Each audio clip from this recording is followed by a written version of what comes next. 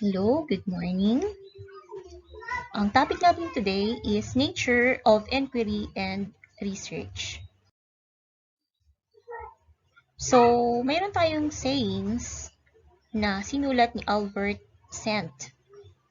Yorgi. According to him, research is to see what nobody else has seen and to think what nobody else had thought.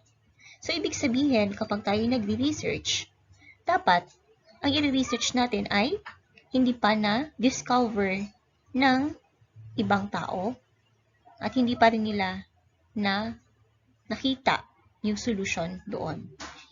Research, it means may problem. May problema na gustong i-solve yung isang tao. Okay, for example, ngayon, sa COVID-19. Nakita na ba yung mga problem? Yes, may problem. But the solution ay wala pang perfect na nakita. There is a vaccine, pero hindi natin masasabi na yung vaccine is 100% accurate na nakakagaling. Ano lang ang purpose ng vaccine? So, yung purpose ng vaccine is only to para maprotektahan yung mga tao na kapag nagkaroon ng virus yung kanila or na affect sila ng virus ay hindi sila masyadong matatamaan. Okay? Or masasabi natin asymptomatic lang or hindi masyado yung effect sa kanila.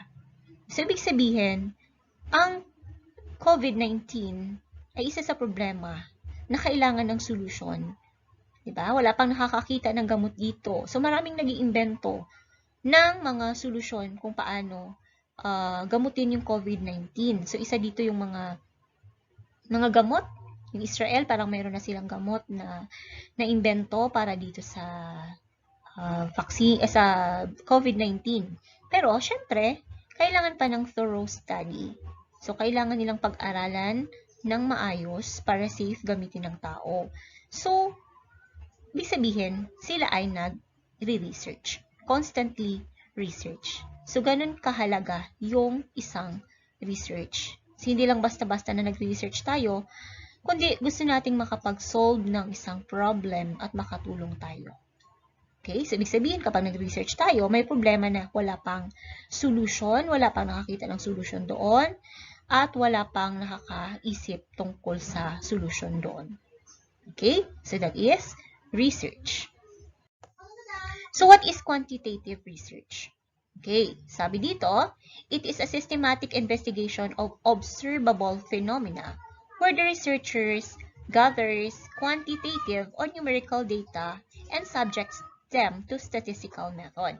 So, in your practical research 1, ang inyong lesson doon is qualitative research. So, ibig sabihin, it is more on explanation. Okay, explanation or obserbahan niyo mismo yung isang phenomenon and then susulat ninyo kung ano yung na-obserbahan ninyo. Yun yung qualitative research. Pag sinabi naman natin quantitative research, meron siyang proseso. Okay, meron siyang proseso at ito ay ginagamitan ng numbers. Okay? At ginagamitan siya ng statistics. So, kailangan magaling din kayo sa statistics. Okay? Para malaman ninyo kung paano yung right solution doon sa problem. So, ginagamitan siya ng statistical method. So, maraming ginagamit ng mga formulas para ma-solve yung isang problem. Samantalang doon sa qualitative research, mag-observe ka lang. Okay, for example, ang problema is early pregnancy. Ano ba yung reason kung bakit merong early pregnancy? So, ang gagawin is magtatanong yung researcher sa mga reason, sa mga kabataan na maagang nabuntis. Kung bakit sila maagang nabuntis. Diba? And then, nire-record nila yon. Pero, syempre, itatago nila yung name ng tinanungan nila. Confidential yon. Pero, isasabi nila doon na ano yung mga sinabi ng mga tinanong. Okay, that is qualitative research. Pag sinabi natin quantitative research, gagamitan natin siya ng mga solutions gamit ang statistical methods. Okay, more on numbers tayo dito sa quantitative research. So, when we say quantitative research, a phenomenon is any existing or observable fact or situation that we want to unearth or understand. Quantitative uses statistical methods such as. So, meron tayong mga iba't ibang gagamitin. So, I'm sure na na-encounter ninyo ito siya sa inyong statistics. Kaya, prerequisite nga yung statistics subject ninyo dito sa practical research 2. So, kung hindi ninyo nakuha yung practical research, yung statistics, hindi ninyo pwedeng kunin yung practical research 2. Kasi nga, gagamitan talaga siya ng statistics. So, importante na alam ninyo yung basic for statistics. Okay? Para maintindihan ninyo yung mga pag-uusapan natin dito sa quantitative research. So, yon. Ano-ano ba yung mga methods na ginagamit natin dito? Or yung mga solutions na maaari natin gawin or isolve? First is persons are, which measures the relationship between two variables. So, kung mayroong dalawang variables na gusto mo siyang i-measure, for example, yung effect ng dalawa, or ano ba yung reason, halimbawa yung time, sa study time, at saka yung grade, for example, gusto mo i-compare, sino ba yung mas mataas yung grade? Yung nag-study ba ng mahabang oras? Or yung maikling oras lang? Pero mataas yung grade. So, pwede yun siyang gamitan ng persons are. T-tests. Okay, another is t-test, which examines the presence of statistical differences between two means. Yan, gagamitan siya ng, gusto mong alamin yung kaibahan ng dalawa. Okay, for example, gusto mong pag-aralan yung kaibahan ng student na gumamit ng, for example, tablet. Yung isa naman ay hindi gumamit ng tablet, kundi gumamit lang siya ng module. Pero pareho yung lesson. So, iti-test mo kung saan sa dalawa yung mas effective. So, pwede siyang gamitan ng t-tests. Another is analysis of variance or ANOVA. Okay, which looks like into the statistical difference among the means of two or more groups. Okay, another one is the multifold regression, which tests the relationship between several independent variables and one dependent variable. So, gusto mo malaman naman yung relasyon, okay, ng isang independent variable, pero mayroon siyang, marami siyang independent variable, pero isa lang yung kanyang dependent variable. So, we have characteristics of quantitative research. Okay, when we say quantitative research, is commonly used in natural sciences research problems because of the following characteristics. First, large sample size. So, kapag masyado nang malaki yung ating sample size, pwede natin siyang gamitan ng quantitative research. So, gumagamit tayo ng mga samplings. So, didiscuss din natin yan kung paano kukuha ng sample size. To obtain more meaningful statistical result, the result must come from large sample size. So, for example, yung population ng school is, for example, is 500 plus. Mas reliable yung data na makukuha natin kung ang sample size na kukunin natin ay malaki. For example, 400. Okay, mas reliable yung data na 400 kaysa naman kukuha tayo ng data na 200 lang. So, pwede natin siyang gamitan ng sampling technique. So, ituturo natin yan sa inyo. So, ibig sabihin kapag quantitative, nagmula siya sa isang large sample size. Next is objective. Data gathering and analysis of results are done accurately, objectively, and are unaffected by researchers' intuition and personal guesses. Yan. So, ginagawa siya ng tama at objectively. Hindi affected yung research ng researcher. Okay, nang hula-hula lang. Kung talagang totoo talaga siya. Next is visual result presentation. So, kung titingnan natin doon sa qualitative research, more on explanation lang. Okay? More on kung ano yung sinabi, tinranscribe, kung ano yung sinabi ng ni-researchan, ng respondents, yun din yung isusulat natin doon sa research natin. Kung ano mismo yung sinabi, ita-transcribe lang. But in quantitative research, more on sabi ko numbers. Okay, data is numerical, which makes presentation through graphs, charts, tables, possible for better conveyance and interpretation.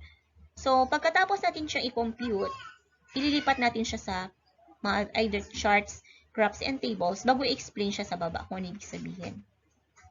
Yun. And then, for number 4, it is faster data analysis. The use of statistical tool give way for a less time-consuming data analysis. Mabilis siya kasi gumagamit ng formula lang, solution. Yung iba, mayroon na tayong SPSS na tinatawag or mga, yung sa Excel. Pwede natin siyang gamitan nun. Okay, para mabilis mabigyan ng solution yung problem or kung ano man yung gusto natin i-solve. Mas mabilis siya compared doon sa qualitative research. Another one, characteristics of quantitative research is generalized data. Data taken from sample can be applied to the population if sampling is done accurately. Yun. So, data lahat. Pwede mong kunin lahat na sample. Kapag konti lang naman, pero pag masyadong malaki, pwede natin siyang gawing random. Another one is fast data collection. Yan, mabilis nga yung pag-collect ng data. So, pwede natin siyang gawin through questionnaires or maaari natin siyang gawin through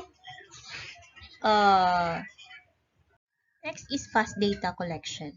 Depending on the type of data needed, collection can be quick and easy. Quantitative researchers use standardized research instruments that allow the researcher to collect data from a large sample size efficiently. For instance, a single survey can be administered simultaneously to collect various measurable characteristics like age, gender, socioeconomic status, etc. So, yun mabilis ang pag-collect ng data dito sa quantitative research. Dahil pwede siyang gamitin ng mga questionnaires at pwede siyang gamitin ng online survey such as Google Forms para mapabilis yung pag-collect ng data. So, hindi na siya isa-isa, kundi isa lang yung gagawin mo and then pwede mo na siyang isend sa lahat. So, mabilis yung pag-collect ng data. Another one is reliable data. Data is taken and analyzed objectively from a sample as a representative of the population, making it more credible and reliable for policy making and decision. Ayun. So, sinisigurado ng quantitative research na yung data is reliable. So, hindi pwedeng basta-basta lang tayong kukuha ng population. Let's say, for example, 500 yung population, pero gusto mo 20 lang, hindi yun siya pwede. Okay, meron tayong basis kung ilan ba ang pwedeng maging credible or reliable na data para tanggapin yung ating research. Okay, kasi may mga ibang researcher na kunti lang yung data na gusto nilang kunin. Pwede ba yun? Ma'am, pwede po bang 20 lang yung kunin namin? So, hindi siya pwede. So, nakadepende yun siya sa magiging kalalabasan doon sa pag-compute natin sa sampling. Next is replication. The quantitative method can be repeated to verify findings, enhance its validity, free from false or immature conclusions. So, pwede rin siyang ulitin yung research. Kung gusto mo talagang i-validate, kung totoo talaga yung kinalabasan ng research, yung unang research. Okay, baka mayroon siyang immature conclusions. Para hindi ka masyadong hindi ka masyadong kumbinsido doon sa result ng research na yun. So, pwede mo siyang ulitin. So, we have activity 1. So, dyan sa inyong last. So, pwede nyong sagutan ninyo yung identify ninyo sa isang box sa column A yung lahat-lahat ng characteristics ng quantitative research at sa column B naman yung characteristics ng qualitative research. Okay? So, timer starts now.